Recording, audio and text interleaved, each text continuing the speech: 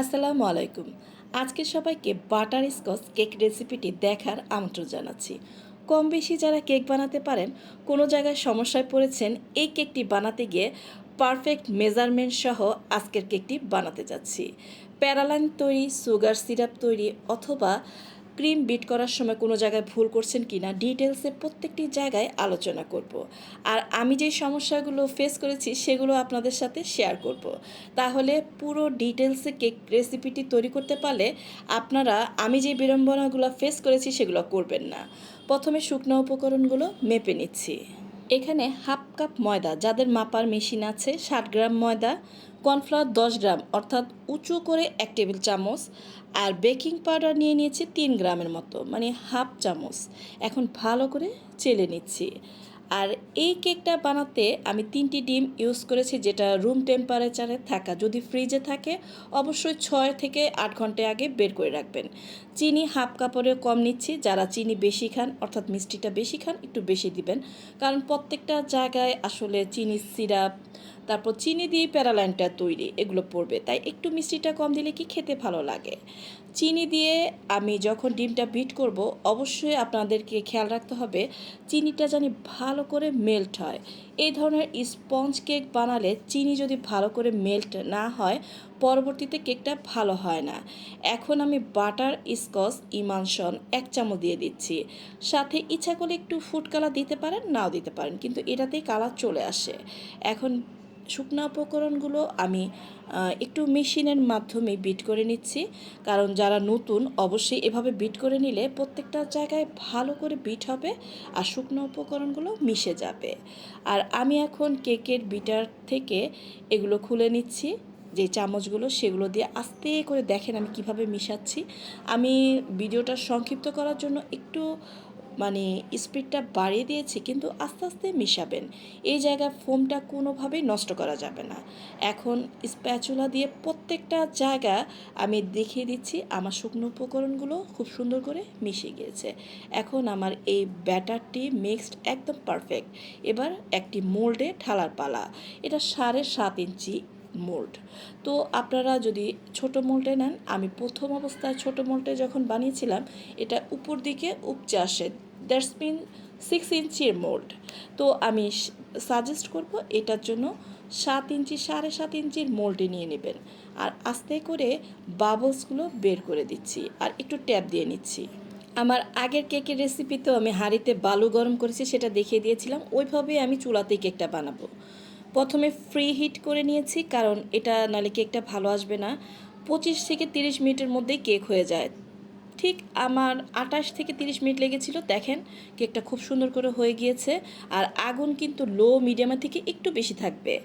আর এখন প্যারালাইন তৈরি করতে বাদামটা হালকা একটু টেলে নিচ্ছি। এক্ষেত্রে হালকাভাবেই ভাজবেন, পুড়ে ফেলবেন না।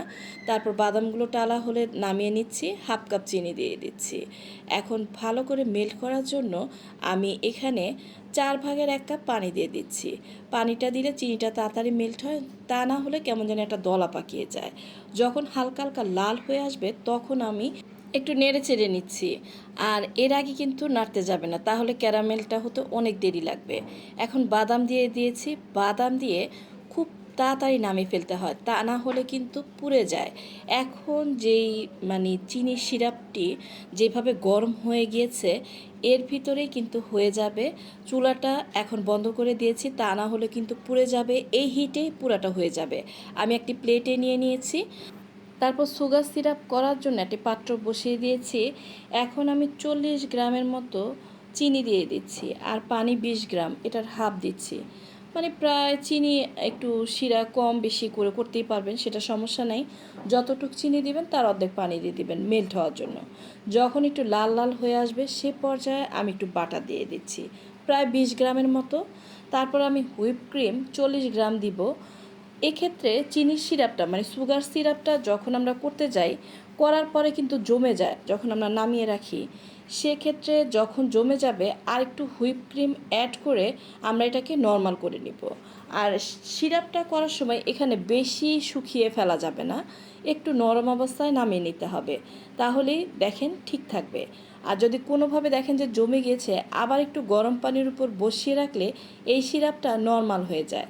তো আমি যেসব টিপসগুলো বাসায় ফলো করেছি সেগুলো আপনাদের সাথে বললাম। আর এদিক দিয়ে দেখেন প্যারালাইনটা যখন আমি তৈরি করে রেখেছি একটু গাটা কেমন জানি ছেড়ে ছেড়ে আসে, ভিজে ভিজে যায়।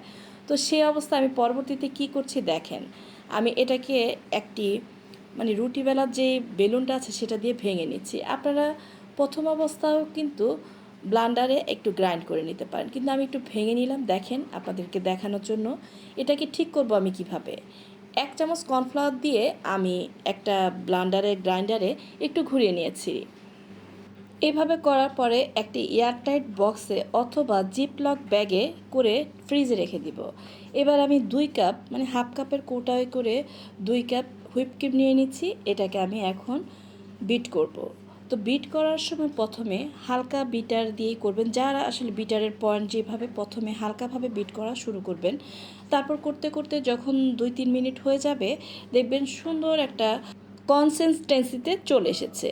আর এখন আমি বাটার স্কচ যে ইমানশনটা সেখান থেকে হাফ চামচ দিয়ে দিয়েছি, আর যেই সুগার সিরাপটা করেছি সেখান থেকে এরকম 2 চামচ দিয়ে দিয়েছি, আবার বিট করে নিচ্ছি। আর অবশ্যই হুইপ ক্রিমটা ডিপ ফ্রিজ থেকে 6 ঘন্টা আগে বের করে রাখবেন। একটু বরফ বরফ ভাব থাকবে কিন্তু পুরা গলে যাবে না, তো ওই অবস্থায় বিট করবেন, দেখবেন আপনাদের ফর্মে চলে এসেছে। আর যদি নির্দিষ্ট ফর্মে না আসে সেক্ষেত্রে একটু গুঁড়া দুধ অ্যাড করে তারপর বিট করবেন। দেখেন কি সুন্দর আমার এই যে বিটার দিয়ে বিট করার পরে ক্রিমটা ঠিক মতো কনসিস্টেন্সিতে চলে এসেছে। এখন আমি কেকটা কেটে তারপরে যে কেকের প্রত্যেকটা লেয়ারে সাজাবো সেদিকে চলে যাচ্ছি। কেকটা কাটার সময় একটু ঘুরিয়ে ঘুরিয়ে কাটবেন, উপরে যে বাড়তি ফোলানো অংশটা সেটা কেটে নিচ্ছি। কাটার সময় আমি স্কিনে যেভাবে দেখাচ্ছি ঠিক এভাবেই কাটবেন, তাহলে আপনাদের কেকটা কাটা একদম পারফেক্ট হবে। তো যতটুকু সহজ করা যায় আমি কিন্তু বলে দিচ্ছি। আর আপনারা অবশ্যই 2 বার বা 3 বার নিজের হাতে বানালে জিনিসটা দেখবেন পারফেক্টভাবে হয়ে গিয়েছে। দেখেন কি সুন্দর কেক হয়েছে। তো কেকের ভিতরে জিনিসটা যদি নরম মোলায়েম হয় কেকটাও কিন্তু খেতে ভালো লাগে। এখন কেকটা লেয়ার দেওয়ার পালা। প্রত্যেকটা লেয়ারে সুগার সিরাপ দিয়ে দিচ্ছি। সুগার সিরাপ একটু চিনি আর পানি দিয়ে আমরা করে নিয়েছি। আর যেহেতু এখানে পাতলাভাবে করেছি, যদি চিনি হয় 40 গ্রাম, পানি হবে প্রায় 80 মিলিলিটার দিয়ে তারপরে একটুখানি চুলায় বলক আসলেই আমাদের সিরাপটা হয়ে যায়। পাতলা এই সিরাপটা প্রত্যেক দিকে খুব ভালো করে দিবেন। তারপর দেখেন আমি ক্রিমের লেয়ার দিয়ে দিচ্ছি। প্রত্যেকটা লেয়ার আমি আমার মন মতো করে দিচ্ছি, তো আপনারাও আপনাদের মন মতো করে দিবেন। ক্রিমটা দেওয়ার সময় যদি বিড়ম্বনায় পড়েন আস্তে আস্তে করে প্যালেট নাইফটাকে আস্তে আস্তে শুয়ে এভাবে ঘুরিয়ে দিবেন স্কিনে দেখানো নিয়মে। আর এখন আমি যে সুগার সিরাপ দিয়েছি সেটা দিয়ে আবার একটু প্যালেট নাইফ দিয়ে মিশিয়ে দিচ্ছি। তারপরে প্যারালাইনের গুঁড়া দিয়ে দিচ্ছি। তো প্যারালাইনের গুঁড়াটা মন মতোভাবেই দিবেন, কেউ কম দিতে পারেন বেশি দিতে পারেন। আবারও একই নিয়মে প্রত্যেকটি স্টেপ সাজিয়ে নিচ্ছি। তো কেক বানানোর সময় কেকটা কারো ড্রাই হয়ে যায়, কারো একটুখানি শক্ত হয়ে যায় অথবা নরম হয়ে যায়।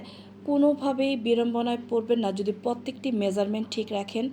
আর এই যে আমরা হুইপ ক্রিমটা বিট করেছি এটাও আপনার ঠিক থাকবে।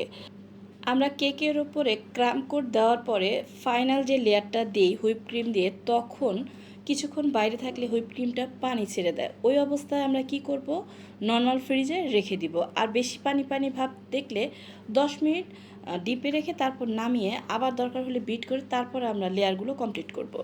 আর আমি যেহেতু আজকে খুব সংক্ষেপে করার চেষ্টা করছি, যেহেতু আমাদের ভিডিওটা কমপ্লিট করতে হবে, ক্রাম কোট করার পরে আমি প্রায় আধা ঘন্টা রেখেছিলাম। তারপরে আমি উপরের লেয়ারটা দিয়েছি। যেহেতু আমরা বাসায় খাবো তেমন একটা অতিরিক্ত ক্রিম দেইনি। যারা ব্যবসায়িকভাবে করতে চাচ্ছেন অথবা আপনার যে ক্লায়েন্ট সে যদি বলে যে না আমাকে ক্রিমের লেয়ারটা একটু কমিয়ে দিবেন, তাহলে তাকে সেইভাবে দিবেন। তাহলে আপনাকে আপনার কেকের যে বেসমেন্টটা প্রথম থেকে শেষ পর্যন্ত মাথায় ধৈর্য রেখে তারপরে করতে হবে, এবং কয়েকটি কেক প্র্যাকটিস করার পরেই আপনার কেকের হাত চলে আসবে। তো আমি আমার মতো করে কোনো রকমভাবেই সাজিয়ে নিচ্ছি। তো আপনারা আপনাদের মন মতো নিয়মে সাজিয়ে নেবেন। আর কেকটি খেতে কিন্তু অনেক মজাদার হয়েছিল, পরিবারের সবাই খুব পছন্দ করেছে। আমি আমার মতো করে ডিজাইন করে নিচ্ছি, আপনারা আপনাদের মতো করে অবশ্যই করে নেবেন। বিভিন্ন ভিডিও দেখবেন ফুল কিভাবে করে, আমি নর্মাল একটি ফুল দিয়ে আজকের ভিডিও কমপ্লিট করেছি। তো ভিডিওর কোনো অংশ যদি ভালো লেগে থাকে অবশ্যই আমার পাশে থাকবেন। তাহলে নতুন ভিডিও ছাড়া মাত্রই আপনার কাছে চলে যাবে। আর যদি বেশি ভালো লেগে যায় তাহলে একটি লাইক দিয়ে ফ্রেন্ড অ্যান্ড ফ্যামিলির সাথে শেয়ার করবেন। আজকে এই পর্যন্তই বিদায় নিচ্ছি। পরবর্তী ভিডিও দেখার আমন্ত্রণ রইল। আল্লাহ হাফেজ।